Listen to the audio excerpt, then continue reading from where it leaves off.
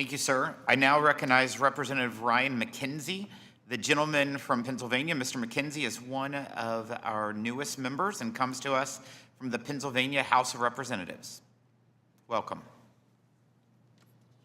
Thank you, Mr. Chairman, for that introduction and for allowing me the opportunity to speak with the committee today.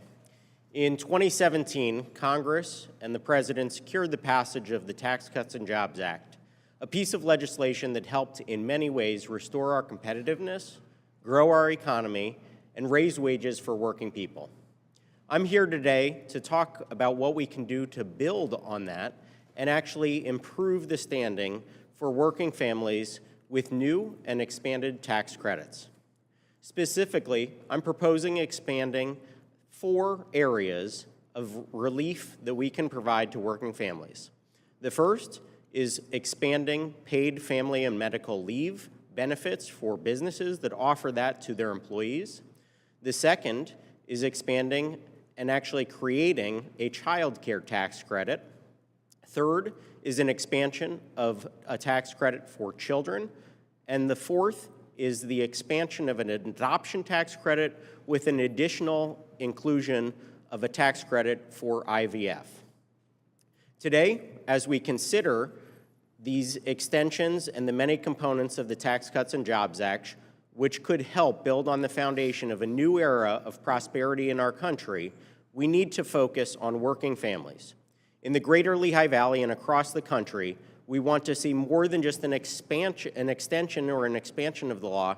We need to see that these working families receive immediate relief from inflation and high prices that have plagued them for the last number of years. As the committee is well aware, for 4 years, the American people have faced difficult economic challenges. Prices have skyrocketed, wages have stagnated, and home ownership is increasingly out of reach. This has created hardship for people across socioeconomic and demographic spectrums, but it has especially impacted working families who already faced high costs relating to raising children. As we begin the work of revitalizing the American economy, I hope that we can work to deliver immediate relief to those families. That starts with untangling the increasingly complex financial knot of parenthood starting at the beginning. For parents, the stress and financial difficulty of raising children starts early. According to the Department of Labor, only 27% of civilian workers have access to paid family leave. That means the majority of workers, especially prospective mothers, face major strains and tough choices in the early and first couple months of parenthood. Many parents cannot afford to take time off of work in order to be with their newborns. Some families may be able to rely on friends and relatives, but many don't have that luxury. That's why I'm proposing that the employer tax credit for paid family and medical leave be doubled and be made permanent. This credit, created by the Tax Cuts and Jobs Act for 2018-2019 and then extended through this year, has had a meaningful difference for millions of parents. Now, we have the opportunity to go even further and make paid family leave a reality for even more Americans. We also know that the challenges facing working families go far beyond the first weeks of a newborn's life. Child care costs have become an extraordinarily challenging topic for millions of parents. In the greater Lehigh Valley, the area that I represent, the Department of Labor has said that the median cost of child care exceeds $11,000 per year in 2024, which is about 11% of the median family income. Factor in the surge in prices of things such as food and energy, housing and health care, and it's clear that working families are facing an extraordinary challenge in paying for child care. This also means that working parents face tough questions on whether or not to join the labor force. For many, the take-home pay after accounting for the cost of child care is negligible, leading many to stay at home who may otherwise be interested in working.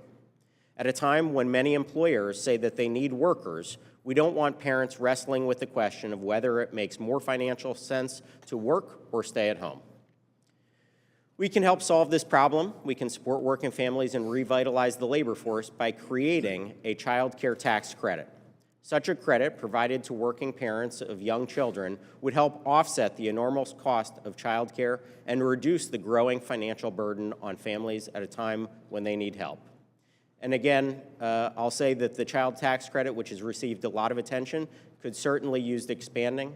And the final point is that for many families who are not able to have children of their own, adoption is a great resource and opportunity for them. Expanding that tax credit and adding an additional tax credit for IVF would help those families that are looking to grow their family have the ability and the financial opportunity to do so. I would like to thank the committee and the chairman for this opportunity to present these 4 ideas for you, and I appreciate your consideration.